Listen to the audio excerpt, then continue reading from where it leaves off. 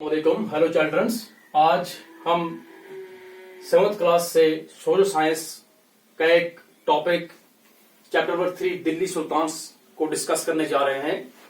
Discuss करने से पहले दिल्ली सुल्तान्स हम थोड़ा इसका बैकग्राउंड जानने की कोशिश करेंगे। इसका जो बैकग्राउंड है, दिल्ली इतना इंपॉर्टेंट सेंटर क्यों साबित हुआ कि फॉरेन इन्वेडर्स ने दिल्ली पे हमला करना स्टार्ट कर दिया। जैसा कि हम जानते हैं कि दिल्ली जो है वाज द कैपिटल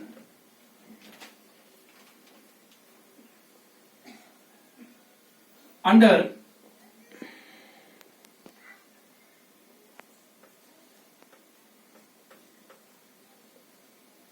तमूरास। तोमर्स बोलते हैं इसको, या तमूरास किंग अंगपाला। ये राजपूत रूलर था। तमूर राजपूत था। ये अंगपाला, इसने दिल्ली को कैपिटल बनाया था और इसको मेन सेंटर बना दिया था ट्रेड्स का। तो ये रीजन था कि जो फॉरेनर्स थे उन्होंने दिल्ली पे इन्वेड करना स्टार्ट कर दिया। तो क्या होता है कि अजमेर का एक रूलर होता है पृथ्वीराज चौहान। पृथ्वीराज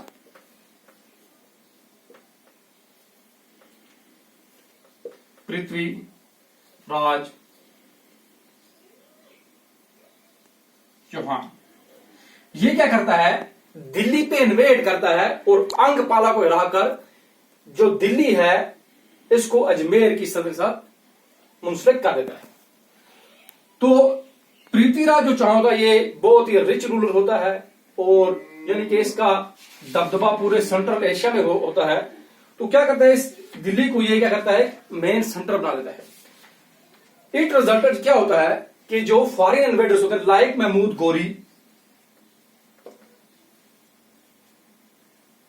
गोरी वो स्टार्ट कर देता है इंडिया पे हमला करना। फर्स्ट हमला करता है 1191, first battle of terrain, but हार जाता है। And second battle of terrain क्या होता है, सेकंड बैटल ऑफ टेरेन में महमूद गोरी फिर से हमला करता है।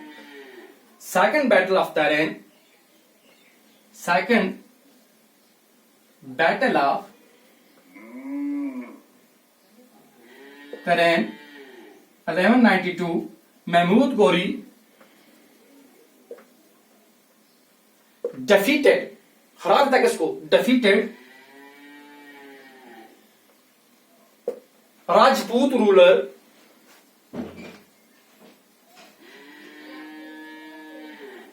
पृथ्वीराज चौहान।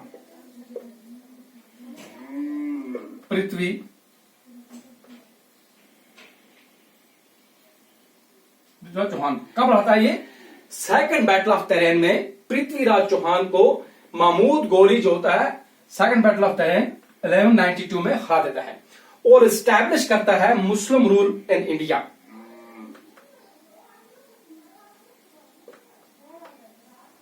मुस्लिम रूल ओवर इंडिया। तो क्या होता है आगे, अभी हम इसका बैकग्राउंड जान रहे हैं। अभी हम दिल्ली सुल्तान्स पे नहीं पहुंचे हैं। क्या होता है कि 1206 महमूद गोरी जो होता है डाइड, मर जाता है। अब ऐसा कोई बेटा नहीं होता है। इसका एक स्लेव होता है कुतुबुद्दीन ऐबक।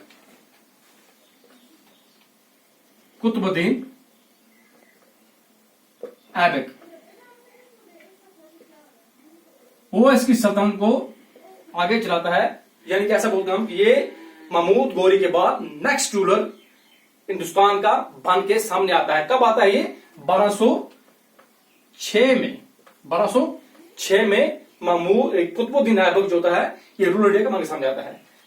इसी के साथ ही established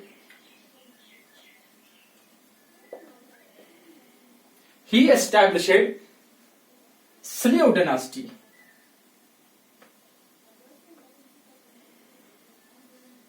in India,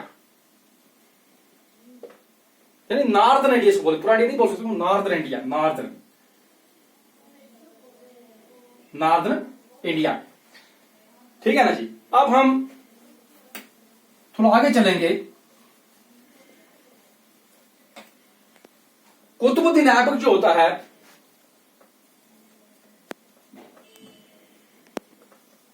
Deen Aibak died, मर जाता है, ये डाइड इन 1210, 1210 में। अब क्या होता है, इसका एक और स्लेव, हम इसको स्लेव डायनास्टी क्यों बोलते हैं, जो फर्स्ट रूल कर दिया स्लेव डायनास्टी, हम इसलिए बोलते हैं इसको कि इसका एक और स्लेव होता है जिसका नाम इल्तुतमिश होता है।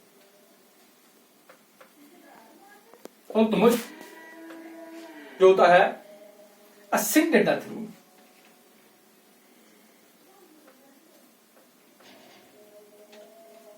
असेंडेड द थ्रोन, यानी कि इसका अपना बेटा भी होता है, बट वो इस काबिल नहीं होता है कि सल्तनत को संभाल पाए। दिल्ली के जो नोबल्स होते हैं वो इल्तुतमिश को गवर्नर ऑफ बदायून होता है उस टाइम, ये इसको इनवाइट करते हैं कि आप आइए और दिल्ली की गद्दी संभालिए। ये आता है और 1210 में क्या करता है, असेंडेड थ्रोन, 1210 में थ्रोन बैठ जाता है। यहां से इल्तुतमिश ने क्या किया, एस्टैब्लिश दिल्ली सुल्तान, जैसा कि हमारा चैप्टर है क्या, दिल्ली सुल्तान। इस इल्तुतमिश ने क्या किया कि दिल्ली ही एस्टैब्लिशड दिल्ली सल्तनत।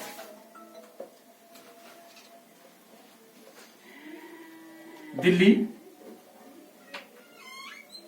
सल्तनत। इल्तुतमिश ने क्या किया, इल्तुतमिश ने 1210 में जैसे ये गद्दी पे बैठता है, इसने दिल्ली सल्तनत को एस्टैब्लिश कर दिया। अब हम देखेंगे, अब इसका बैकग्राउंड तो खत्म हो गया, अब हम देखेंगे कि दिल्ली में कितनी डायनास्टीज ने रूल किया, कितनी डायनास्टीज ने रूल किया।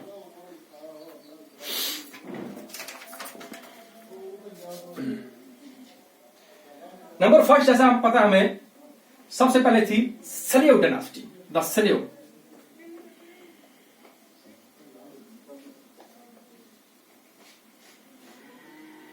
किसने स्टैब्लिश की थी ये, कुतुबुद्दीन ऐबक ने। कब की थी, 1206 से लेके 1290 में इसका खात्मा हो जाता है। अब जो नेक्स्ट डायनास्टी थी वो थी द खिलजीज,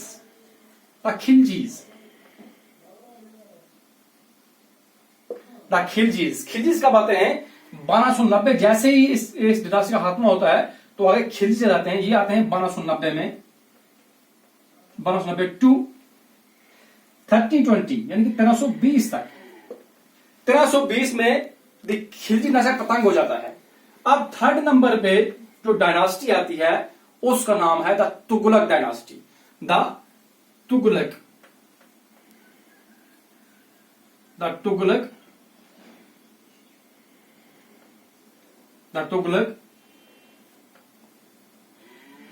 डायनास्टी।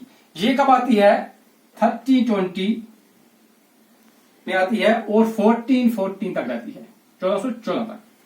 1440 में तुगलक डायनास्टी का खात्मा हो जाता है और बन के आती है नंबर 4 में द सैयद डायनास्टी, सैयदों की आती है, the Syed dynasty, the Syed dynasty. ये आती है कब, 1414 से लेके 1451 तक। जो लास्ट वन आती है, फिफ्थ डायनास्टी जो होती है, लास्ट वन जो आती है वो है कि Lodhi dynasty, the Lodhi dynasty. ये कब आती है, 1451 से लेके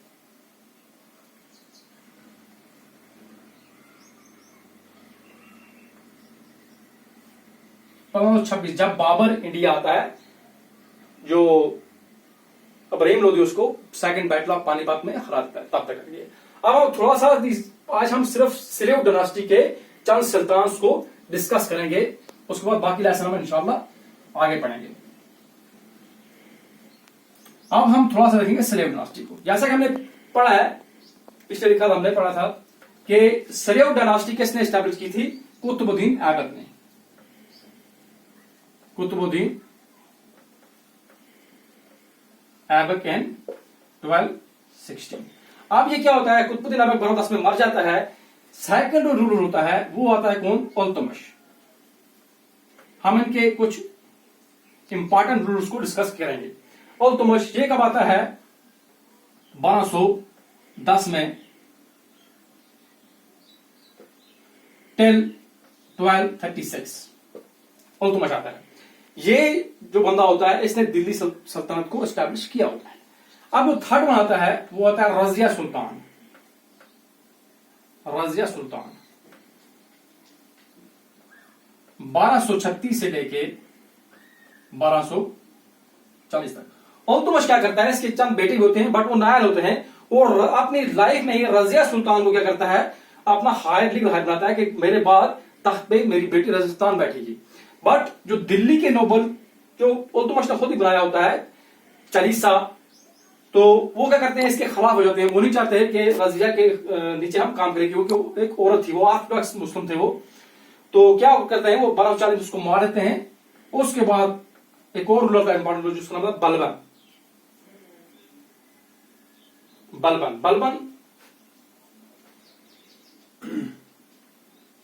1266 से लेके 1287 तक। उसके बाद इसके एक बेटा आता है जिससे सिर्फ डायनेस्टी का पतंग हो जाता है, आगे खिलजी डायनेस्टी चलती है। तो आज हम सिर्फ इतना ही डिस्कस करेंगे। कल हम Khilji dynasty, Tughlaq dynasty and Sayyid dynasty and Lodhi dynasty को डिस्कस करेंगे इंशाअल्लाह। तो उम्मीद है बच्चों आपको ये लेसन अच्छा लगा होगा और समझ आया होगा। बाकी वस्सलाम।